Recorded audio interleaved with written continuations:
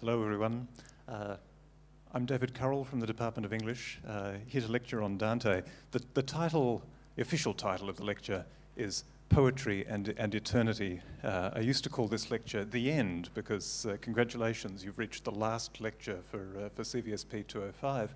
And Dante's poem, in a sense, is a poem about ends. Ends which are not necessarily as happy as reaching the end of a semester, because his great poem is about the afterlife, really final destinations for individuals. And it's a poem that I'm going to try to give a sort of overview towards. I don't think you will have begun discussing this in your sections yet. Have you had one or two chances to meet with your...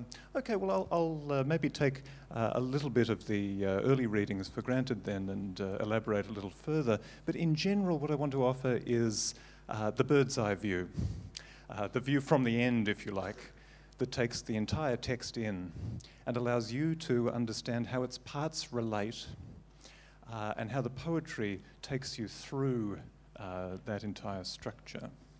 So I'm going to spend quite a lot of time in this lecture talking about two different pairs of concepts.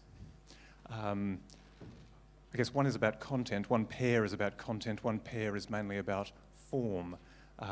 In terms of content, I'll talk a little bit about Christian and classical influences and sources that Dante is using. Christianity being the sort of universal religion of his own culture in late medieval Florence. The classical world, meaning the texts and thought of antique Greece and Rome, some of which, of course, you've read much earlier in the semester, including the Odyssey, I believe, is another set of sources that Dante, very much like other major intellectuals in his culture, and in some ways this is the story of the intellectual history of Europe, blends with the revealed religion of Christianity. In his case, not to create a strictly philosophical or theological synthesis, although those dimensions, those discourses are definitely part of the poem, but to create an aesthetic synthesis, a form of art that can adequately express these two different cultural inputs.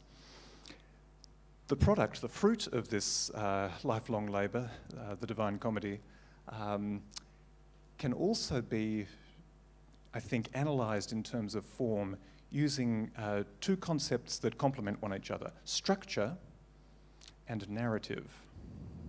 Structure, if you like, is kind of the dimension of the poem that you can apprehend by standing back and thinking about the entire thing as a completed unit. Once you've read the poem, or in Dante's case, once you've composed the poem, you can stand back from it and say, all right, these are the elements out of which it is constituted. Here is how they relate to one another. Here are some patterns which have been embedded there. That's its structure. The narrative is the story of the poem, and this points to the fact that it's a poem that you read from beginning through middle to end. It's something that you experience in time as a reader. A narrative produces a different set of effects than structure, complementary in that they're both operating at once, and you can, as a student of the poem, analyse through both lenses. But it's a different set of, use a fancy fashionable word, affordances, possibilities or potential effects that can emerge from the fact that you read one episode before the next. Effects like suspense, for example, or character development. Narrative effects can also be thematic. and maybe theme is like the hinge point where structure and narrative can both be spoken about on an equal basis. So there's the basic setup, and there are the concepts that I'm going to activate. At this point, I think I'm going to, I'm just going to jump some slides. Let's go all the way to here, and I'll introduce the classical and Christian dyad with this pleasant illustration up on the projection to focus on. So, the classical background. The chief epic text that you've been exposed to is the Odyssey. This is the story of Odysseus, after whom the poem is named, and his adventures that eventually lead him home after the Trojan War. This sort of key, part mythological, part historical event around which so much of Greek mythology is organised. Odysseus, of course, was on the side of the winners. He has this very trying experience of a decade wandering and being displaced from his home, but he is on the victorious side of the Trojan War, one of the successful conquerors who's come with this sort of pan-Hellenic Greek army in order to sack Troy. In Roman culture, many, many centuries after the likely formation of the form of the Homeric poems, the Iliad and the Odyssey, such as we still read them today, Virgil, another major name to conjure with in the history of literature, Virgil, in a completely new context, at the dawn of the Roman Empire, writing in Latin, the language that was becoming a sort of pan-Mediterranean, pan-European language, thanks to the success of the Roman imperial project, that had also absorbed Greece, both the Greek landmass, but also had absorbed Greek culture and even Greek religion to a large extent within the syncretic religion of Rome. Virgil writes a sort of Roman version of Homeric epic. He's very explicit about his ambition to do that, and the product is a text called the Aeneid. And that's named for this mythological character, Aeneas, who is the protagonist, the central character of this epic narrative, in the same way that Odysseus is in the Odyssey. And Aeneas' story is fairly Odyssean in its trajectory, but it starts from a different origin point. He is on the losing side. He was fighting the Trojan War on the side of the Trojans. So he is entirely displaced from his home city, flees as a refugee, spends many years looking for a place to resettle in the Mediterranean world. Somewhat akin to Odysseus, and Virgil has structured this part of the poem using those adventure narratives of Odysseus as his template. But Aeneas does not return to his prior home, as Odysseus does, returning to Ithaca and being reunited with his family, but rather he eventually arrives in Italy, fights a war there. Military conflict is this sort of essential character of classical epic, and that war creates the circumstances from which the city and eventually the Empire of Rome will be founded. So it's a triumphalist narrative, but in a different key from the Odyssey. Although you'll remember that Book 24 of the Odyssey also sets up this renewal of war and conflict as the families of the suitors want to get revenge on Odysseus.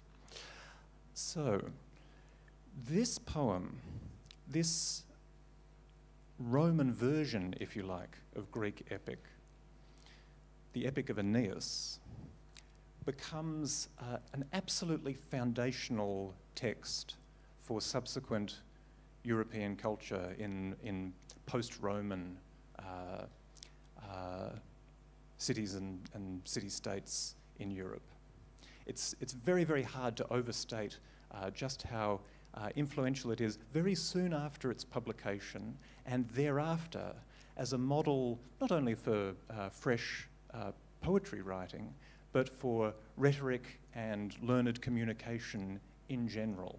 This becomes a sort of, not strictly, not literally sacred text, but if you like, it's a sort of substitute sacred text or para-sacred text for learned life in the Latin-speaking West. That's the culture in which Dante is born, grows up, is educated. And spectacularly, he, in some sense, manages to reproduce Virgil's achievement of refounding a poetic tradition.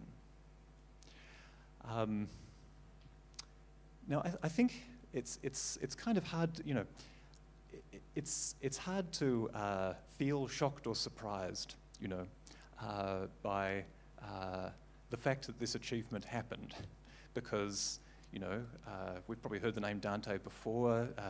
There he is with a long article on Wikipedia. You have professors organising courses that take for granted the fact that this text succeeded in becoming so foundational and influential and inspired continuous generations in many languages and traditions to write poetry in relation to that achieved monumental Divine Comedy.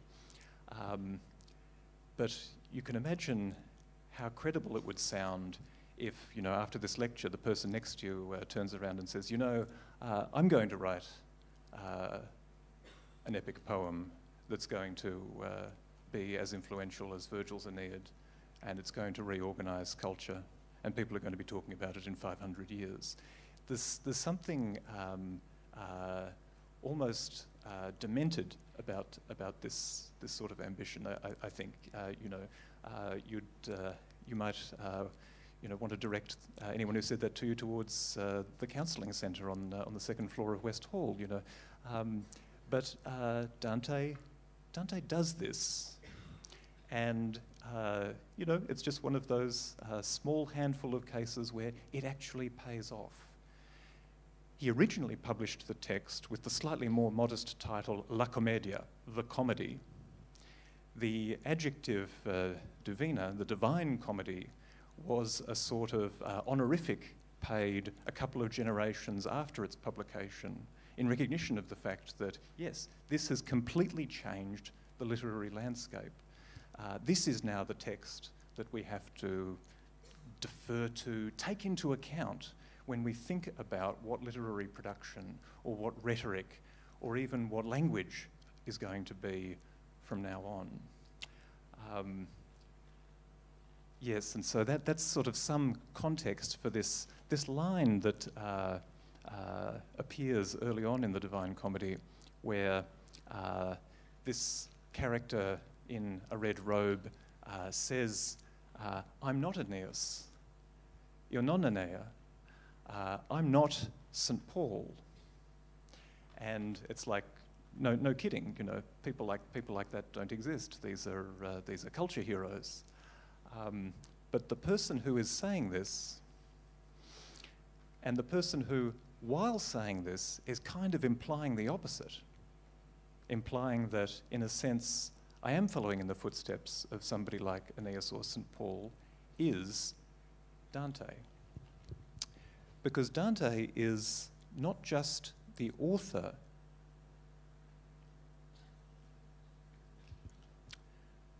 the poet, but also writes the poem with himself as the main character. This is an epic, as you well, as you know from having started it, that is written in the first person. The pronoun I describes the action. It's written from the perspective of somebody who is there having the experiences that are being narrated. And for that reason, when we perform analysis of the poem, it's useful to keep the distinction in mind. And the sort of conventional way that people talk about this poem uses the phrase Dante the poet to mean the historical Florentine author writing at the beginning of the 14th century who has in mind the structure and composes and edits the words on the page and was exiled for his political activity from the city of Florence and thereafter had to live without the civic recognition that he craved, depending instead on the generous patronage of wealthy or aristocratic people in other Italian city-states in order to have the leisure and sustenance to complete his masterwork. That's the poet. Dante the Pilgrim is the I inside the poem, capital letter I, the first person inside the poem. The person who, in whose voice the narrative is presented.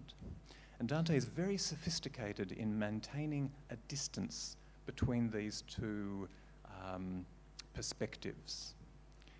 He is the writer who knows the entire structure. Within that structure, he places a fictional persona of the same name, Dante, who has the experiences within narrative time. He's the one who encounters all of the various characters in the parts of the afterlife that give the poem its interesting episodic structure and provide the dialogue that keeps the poetry moving. And that, faints in horror and shock when he sees the various monstrous dimensions of hell, who feels sympathy or indignation when he meets famous figures from history climbing up Mount Purgatory, who has visions of the sublime when he ascends the spheres of heaven. That's the pilgrim. So there's one way in which the structure-narrative pair of concepts, this dichotomy or this dyad, this pairing, helps clarify a way to talk authoritatively about the poem. I've got a couple of other dimensions up, and they are coordinated horizontally on this slide in the same way that the poet and pilgrim are coordinated there. Probably the most fundamental is the triple division of the poetry itself, the poem itself, the Divine Comedy, into, pointing now over under narrative, 3 canticles, sometimes referred to as the 3 books of the Divine Comedy, Inferno, Purgatorio, Paradiso, each of which describes one of the 3 spaces of the Christian afterlife through which Dante the Pilgrim is making his eye-opening journey, that is, hell, purgatory, and heaven. The reading selection that you've been provided with in 205 gives you the very opening canto, which sort of introduces you to the dramatic dimension of the poem, and has Virgil, who's going to be Dante's guide, explaining the total project, which will start in hell. You also read one canto which includes, I think, the final vision in paradise. The vast majority of your reading concentrates on the middle space, on purgatory.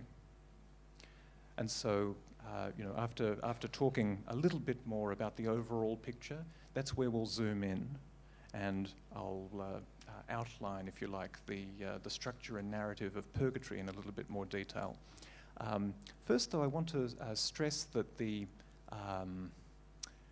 amount of structure, as it were, keeps going all the way down. This is almost sort of a fractal character to the Divine Comedy, in that as you zoom in, you still find organisation, including organisation around the number 3, just as you have on the macro scale, the division into 3 books. So in terms of the spaces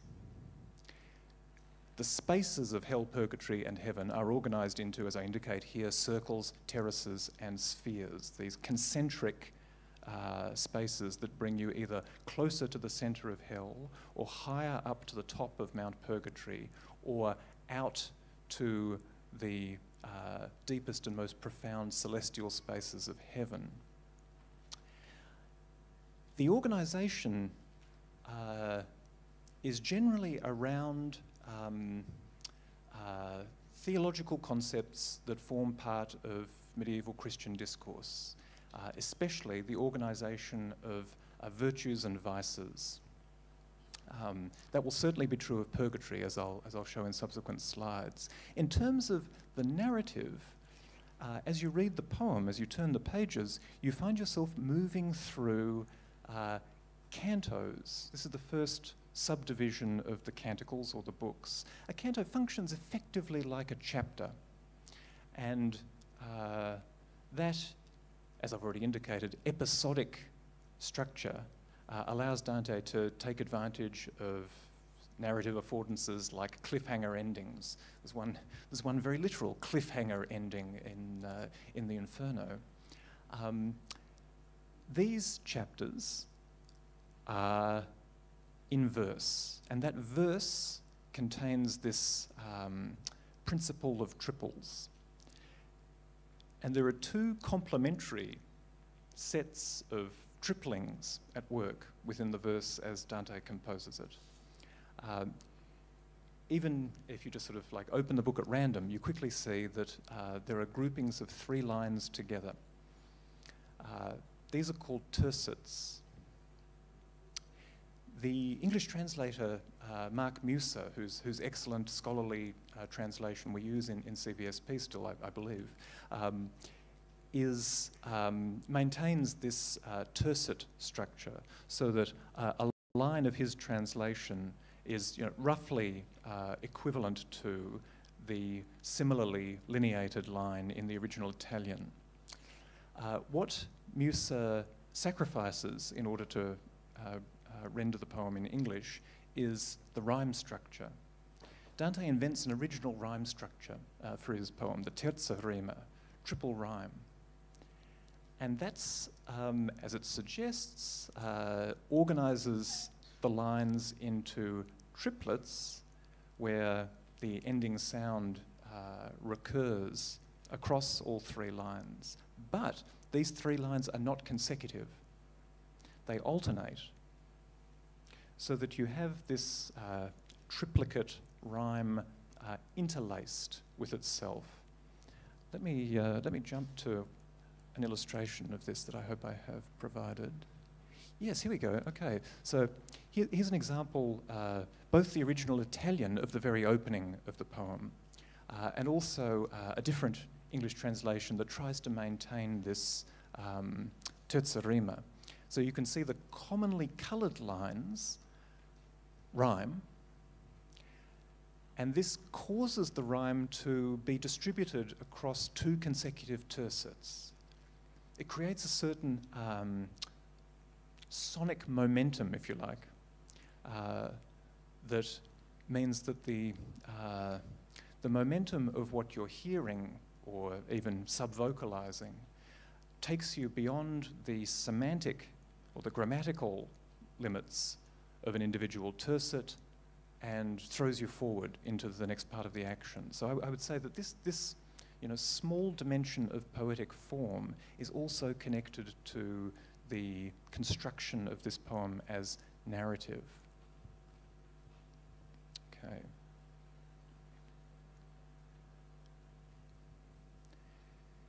This diagram is represented on your reference sheet, and really the fly sheet is purely for reference. I mean, I'll be going through material that is reproduced there, so no need to consult it now. Just to say that when you do have a little bit more leisure, You could either compare this to other diagrams of the space of the Divine Comedy, just to get a sense of the total geometry of Dante's universe. This is the part that, as I said, I wanted to zoom in on a little bit and spend a few minutes talking about, because that's where you'll be spending your time with this poem. Purgatory, which Dante figures as a mountain.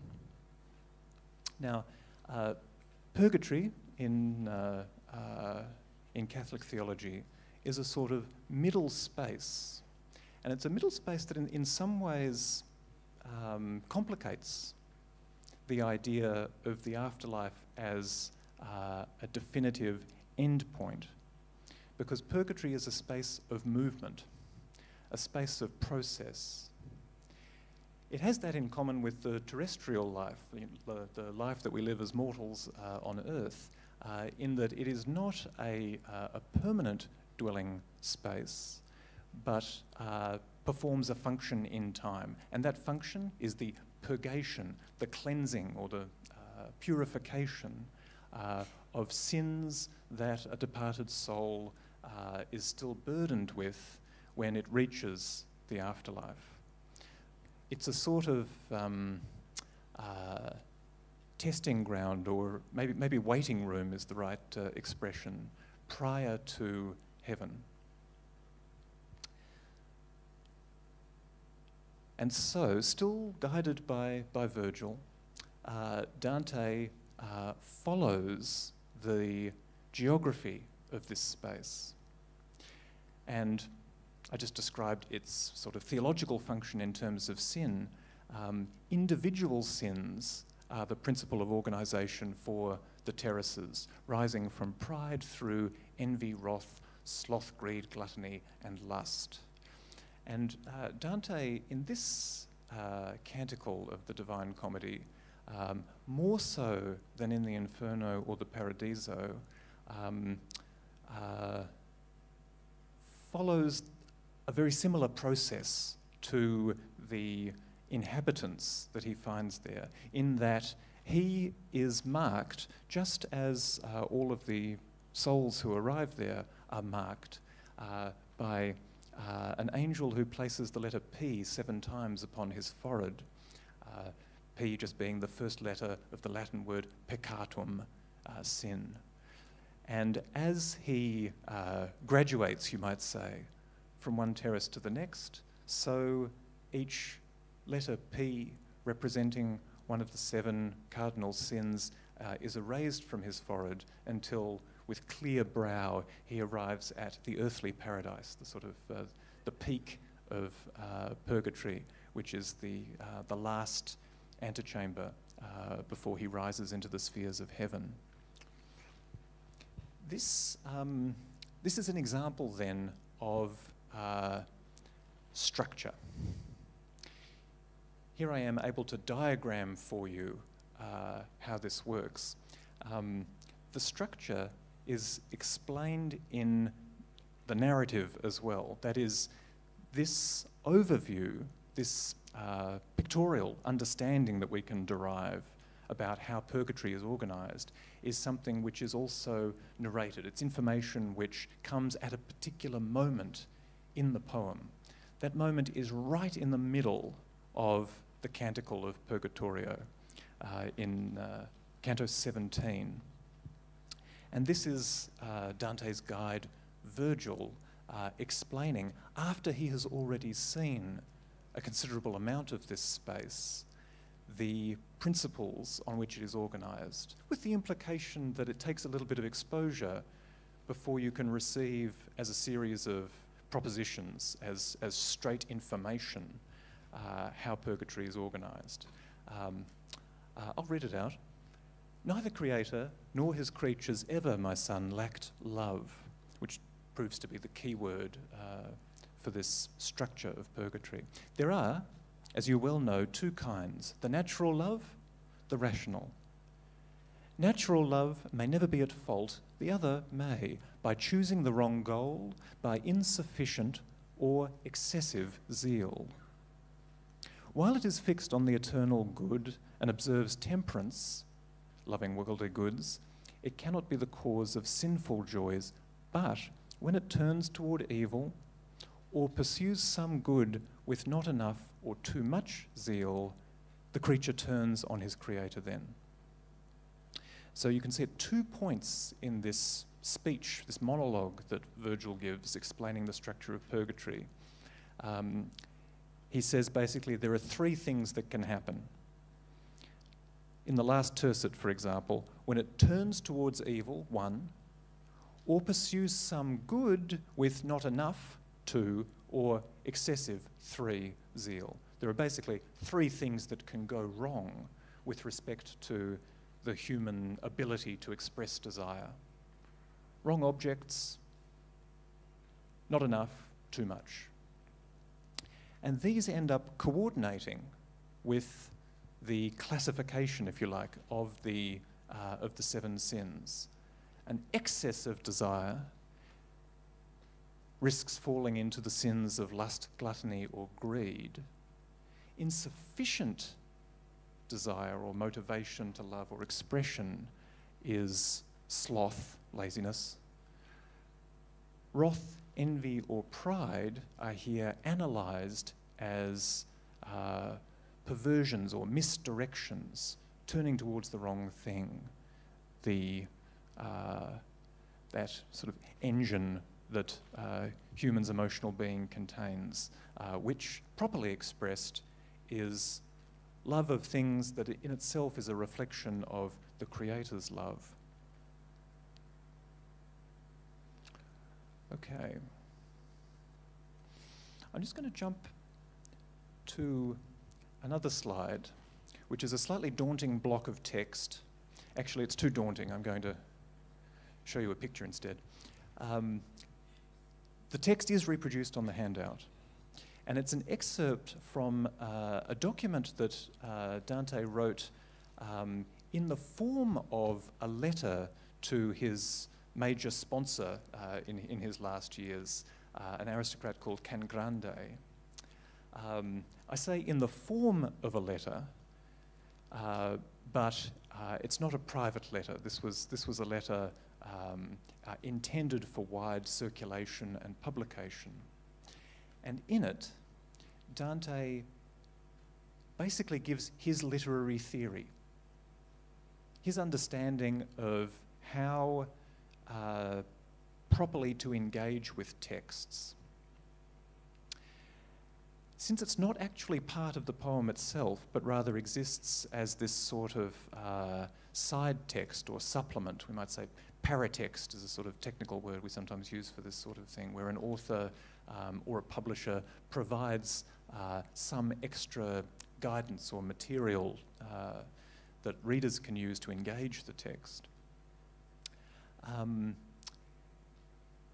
think it's very interesting and sort of worth talking about in a context where we're performing an academic reading of this poem, an analysis that wants to think about it in terms of the literary tradition that I sketched earlier on, in terms of theological discourses, some of which will have already been activated by other readings that you've done, but also in terms of the contemporary, that is to say, the historical intellectual context, contemporary not with us, but with Dante. We want to try and sort of bridge in our understanding, or at least hold perhaps in suspense, or hold up for critical consideration how we approach these texts from far in the past, and perhaps from cultural traditions that we've not previously been educated in, and think about, well, how did that cultural moment understand writing, understand poetry, understand discourse and intellection and study? So that block of text, which we're about to go back to, is, I think, a great statement, a very clear statement, where Dante says, expresses a mode of reading that was very widespread in his culture. that culture, which was, as I've already indicated, importantly concerned with the synthesis of classical and Christian inheritances, and had generally found, although not without not without creating paradoxes and troubles that played out and continue to play out within that synthesis between the classical and the Christian. But in general, that culture was satisfied with its methodology. So what Dante is presenting is something, a set of ideas and methods and theories that was widely shared across Europe in this period. He's giving an example from the Bible. As I say, the classical texts, like the Aeneid, were highly prestigious still and rising in prestige. But the chief rationale, if you like, for study, the chief purpose for coming up with a system for interpretation was getting to the true meaning of Scripture. So the text that Dante chooses to give as an example turns out to be one that he also uses in his poetry. In Canto 2, line 46 of the Purgatorio, Dante and Virgil have just arrived at the shore of the island where Mount Purgatory stands, and they become witnesses to action that is then narrated in the poem. That action is the arrival of a boat of newly departed souls who are going to have to ascend Mount Purgatory in order to reach heaven. And so there is a description of a boat, a vision of a boat piloted by an angel. The souls, as they come into shore, are singing a hymn from the book of Psalms, Psalm 114, which includes a reference to the story of Exodus. That is the story of Moses leading his people out of bondage in Egypt, across the Red Sea and into Israel. Here, I've just put up a couple of illustrations indicative of the degree to which visual artists, as well as poets, have been inspired by the example of Dante, and have tried to do justice to his imagery and his inspiration in visual form, just as many poets have alluded to Dante. Sandro Botticelli, the most famous probably for The Birth of Venus and Primavera, these very well-known Renaissance paintings. He did a series of illustrations of every canto of the Divine Comedy. William Blake also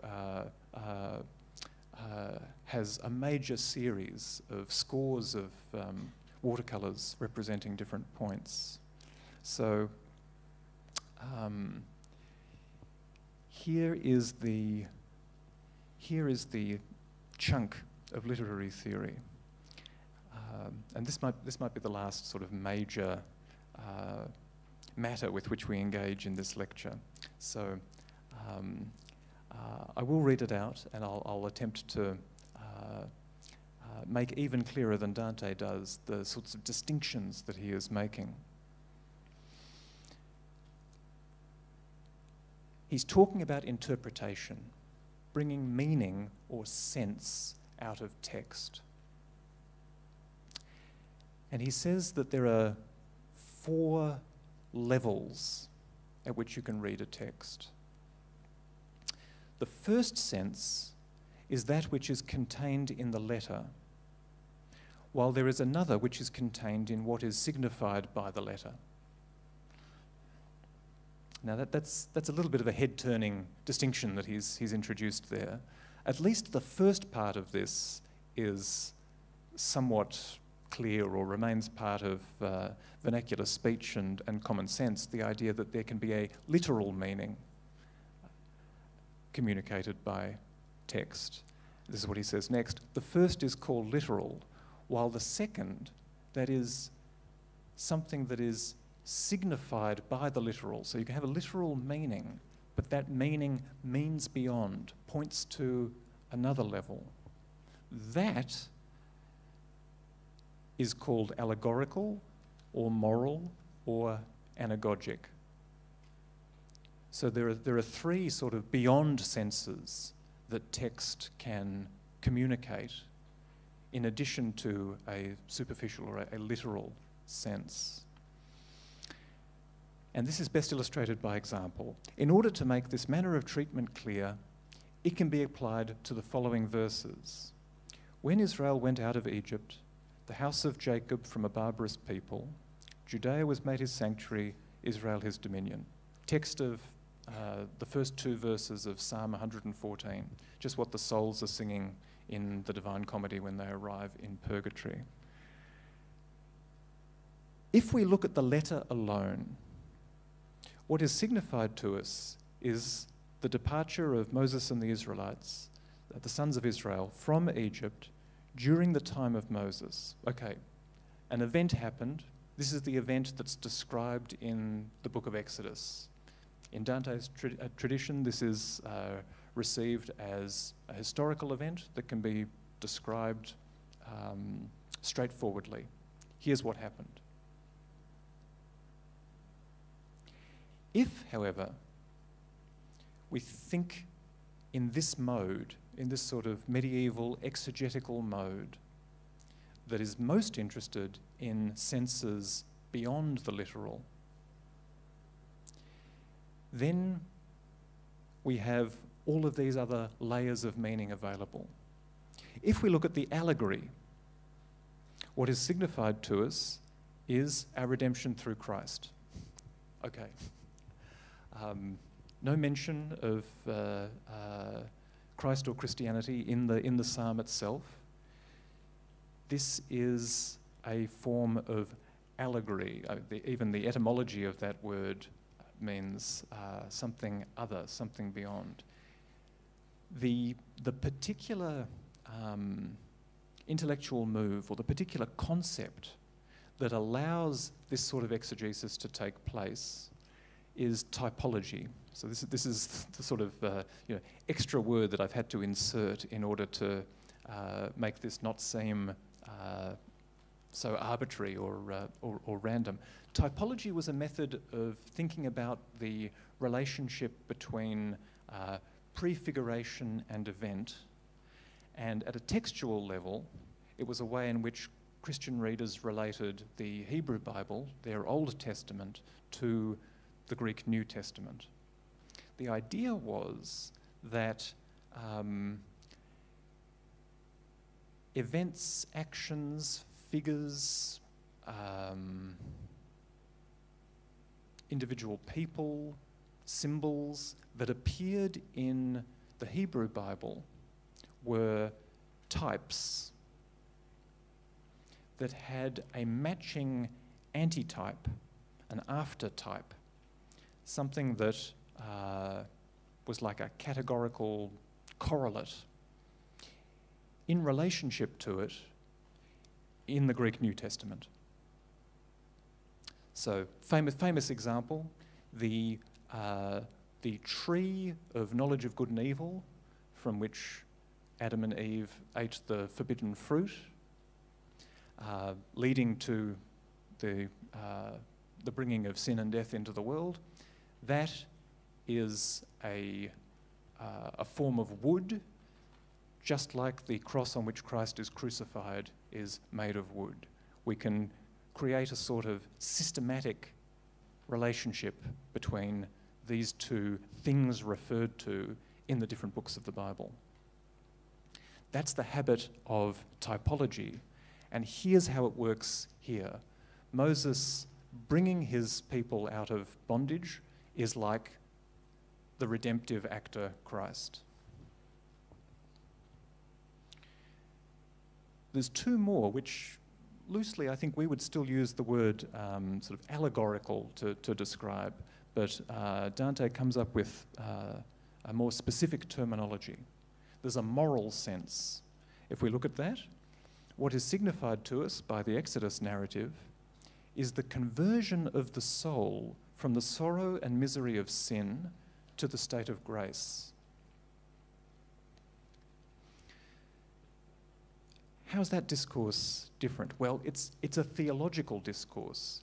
It introduces concepts within the doctrinal understanding of the religion, like sin and grace, and says you can see that pattern also in the Exodus narrative. Last one, if we look at the anagogic, what is signified to us is the departure of the sanctified soul from bondage to the corruption of this world into the freedom of eternal glory. And that is more or less the thematic subject of the Divine Comedy overall. It's almost a moment of recursion or self-reflection, where you have the souls singing the text of this psalm that somebody who is trained in anagogical reading interpret as signifying the ascent of souls from a state of corruption to a heavenly state of grace. Precisely what the movement up Mount Purgatory effects in the afterlife. All right, well, I said that would be the last significant material that I treat, and I will stick to my word as we've reached 12:50. Thanks very much for your attention. I hope you enjoy your continuing conversations about Dante.